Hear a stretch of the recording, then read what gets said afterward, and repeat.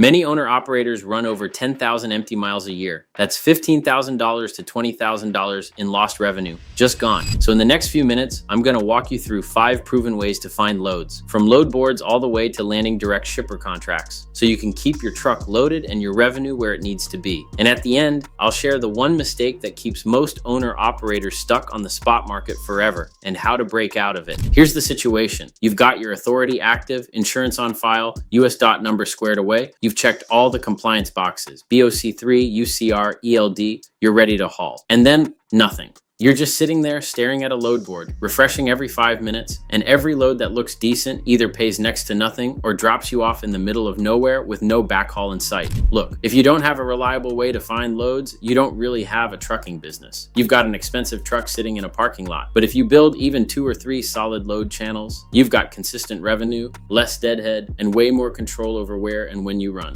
Here's exactly what we're covering. 5 methods, load boards and how to actually use them right, freight brokers, and when they're worth the commission, dispatching services, direct shipper contracts, which is honestly the ultimate goal for a lot of carriers, and networking and referrals, probably the most underrated play in trucking. Plus, I'll break down the common mistakes at the end. Let's get into it. Method 1, load boards. Most new owner-operators sign up for a load board and just sort by highest rate. And that's exactly how you end up hauling one hot load into a dead market like South Florida and then spending 2 days sitting empty. You gotta use load boards strategically. The big 3 are DAT, Truckstop, and 123 Load Board. DAT actually posts over 644,000 loads per business day as of late 2025, so the freight is out there. But the key is filtering by fit, profit, and market, not just rate. Before you book anything, ask yourself, does this load actually match my equipment and schedule? Is it profitable after fuel, tolls, and deadhead? And where does it drop me? A head haul market or a backhaul trap? Most load boards now have built-in tools, lane rate averages, broker credit scores, market condition data. A $150 to $200 per month subscription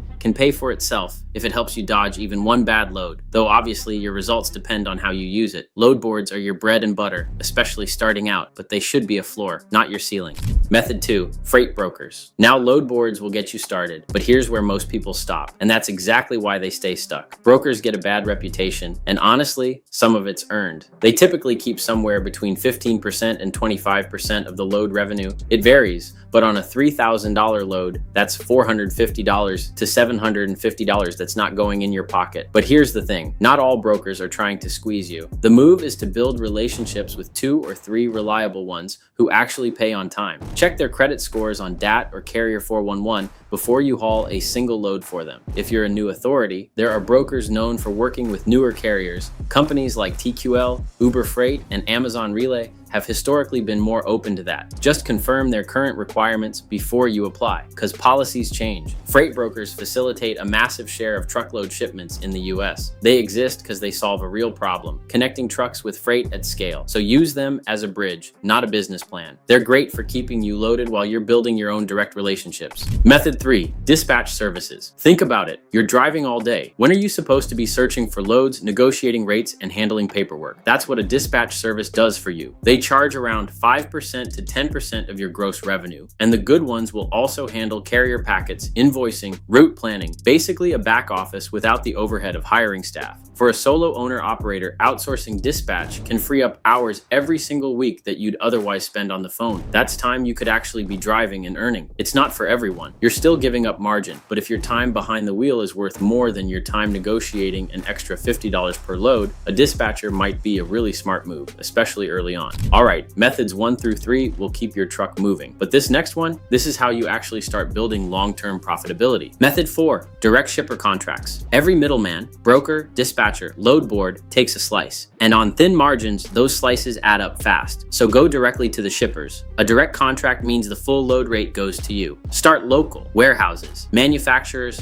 distribution centers within 50 miles of your home base. These are companies that need freight moved regularly, and a lot of them would honestly rather work with a reliable local carrier than keep paying a broker. Here's the play. Build a list of 50 to 100 local shippers. Use Google Maps, your past load history. Look at the companies you've actually picked up from through brokers, and LinkedIn to find shipping managers. Walk in, introduce yourself, drop off a carrier packet with a cover letter explaining what you offer, then follow up every week by email. Depending Depending on the lane, volume, and rate, one direct contract can potentially be worth $100,000 or more in annual revenue, with no broker commission. Results obviously vary by operation, but this is the highest margin freight in trucking for a lot of carriers. This is how you go from just surviving to actually building a real business. Method 5, networking and referrals. Here's something most owner-operators just don't do. They operate in isolation. They don't talk to other truckers about freight, and they miss leads that are literally right in front of them. Talk to other drivers. Seriously, some of the best loads come from word of mouth. A trucker at a truck stop, a fellow member at a local trucking association, a connection from a Facebook group for owner-operators. Other drivers know which shippers have good freight, which brokers actually pay, and which lanes are hot right now. You can also register as a government contractor through sam.gov. Federal, state, and local agencies regularly contract with independent carriers, and it's a steady source of work most truckers just overlook. Your network really is your net worth. The more relationships you build, the less you'll depend on any one source for freight.